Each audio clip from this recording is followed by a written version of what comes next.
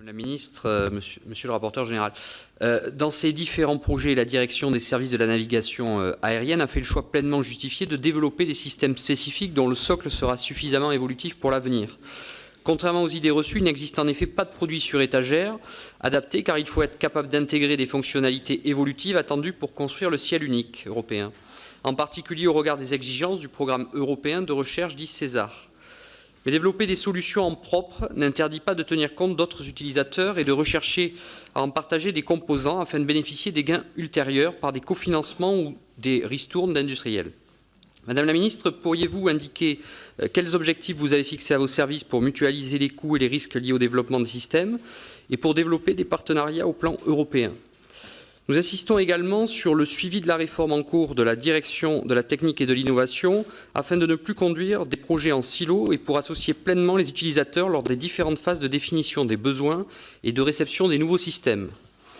En tant que rapporteurs spéciaux, il nous revient de veiller à l'accompagnement budgétaire fin de ce programme de modernisation essentiel, ce que nous avons fait à Reims et Mérignac. Ce fut le cas l'an passé lorsqu'un décret de virement puis la loi de finances rectificative ont sécurisé 23 millions d'euros supplémentaires pour débloquer l'avenant Thales. Des financements importants devront être sécurisés les 2 ou 3 prochaines années et il n'est pas certain qu'ils soient entièrement compatibles avec le cadrage des dépenses du budget annexe établi par la loi de programmation des finances publiques qui se fondait sur des prévisions devenues obsolètes puisque croissance modérée du trafic aérien. Madame la ministre, pouvez-vous présenter l'état de vos négociations en ce sens avec le ministre du Budget? Quels montants d'investissement vous paraissent nécessaires sur le prochain triennal? Afin de justifier la sollicitation de crédits supplémentaires, nous vous suggérons d'identifier systématiquement dans les documents budgétaires à la fois les décalages et les surcoûts des différents programmes par rapport aux prévisions initiales, mais également des estimations en gain de temps de contrôle aérien qualifiés liés au déploiement de ces nouveaux systèmes et à terme les économies provenant de la baisse des charges des anciens systèmes. Quelles évolutions pourraient être apportées en ce sens dès le prochain PLF 2020? Nous relevons également que depuis quelques années, la direction du budget applique à la Direction générale de l'aviation civile une instruction comptable de 2010 qui contraint d'imputer en fonctionnement des dépenses d'équipement technique qui sont pourtant indissociables de l'investissement. On retrouve là des problèmes qu'on retrouve dans les collectivités chez mon collègue Géretti. Cette situation nuit à la lisibilité des programmes et porte atteinte à la sincérité budgétaire car ces dépenses consommées en crédit de titre 3 sont présentées au moment du PLF en prévision de dépenses du titre 5. Avez-vous engagé des négociations avec les services du budget afin de mieux tenir compte des spécificités de l'aviation civile dans l'application de ces règles comptables et de permettre une présentation du budget plus lisible et plus sincère?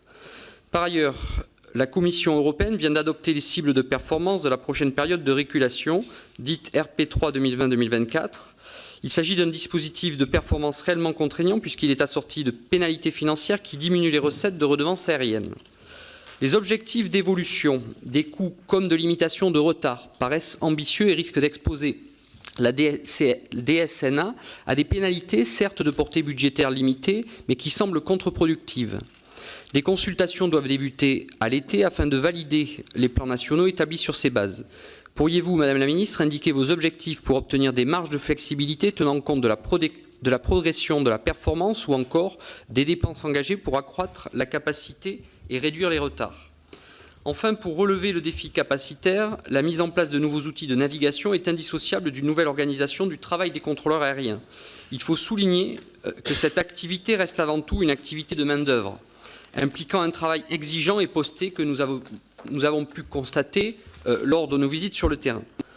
Même appuyé par des systèmes d'information de plus en plus sophistiqués, le nombre de contrôleurs aériens effectivement disponibles reste un déterminant majeur de la capacité du trafic, ce qui pose la question du schéma d'emploi dans les prochaines années.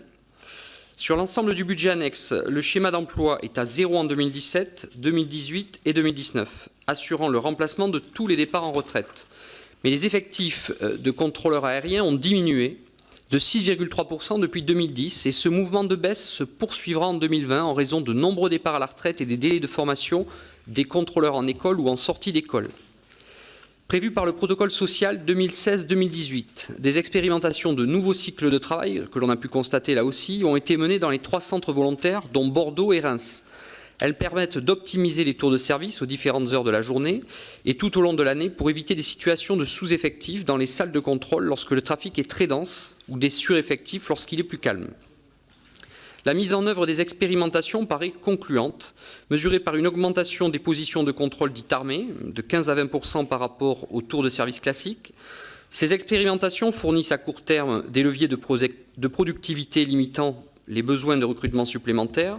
Cependant, ces nouveaux cycles de travail n'ont pas été mis en œuvre dans l'ensemble des centres en route. Envisagez-vous de fixer des objectifs en ce sens ? Enfin, nous soulignons l'enjeu de la formation des personnels pour la mise en place de nouveaux systèmes de navigation à la sortie de l'ENAC.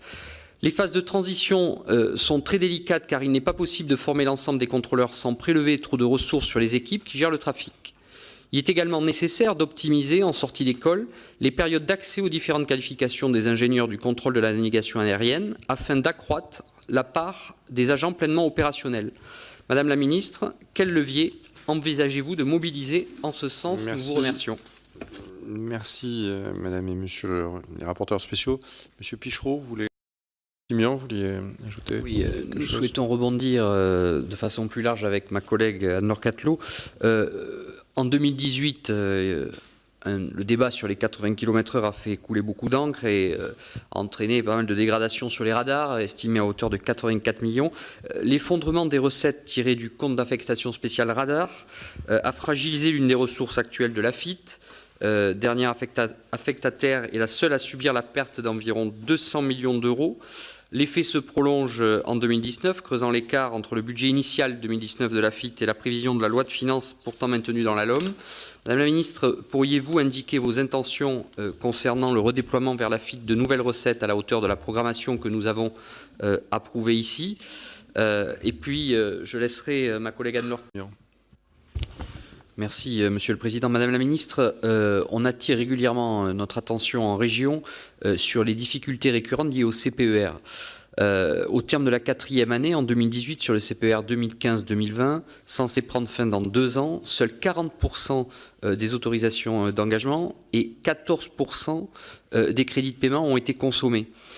Pouvez-vous indiquer dans quelle mesure la programmation des investissements de l'État, notamment dans la loi d'orientation des mobilités, permet de mener à bien le solde des engagements de l'État dans le CPER, qui atteint aujourd'hui 4,3 milliards d'euros? C'est une question récurrente dans toutes les régions de France. Madame la Ministre.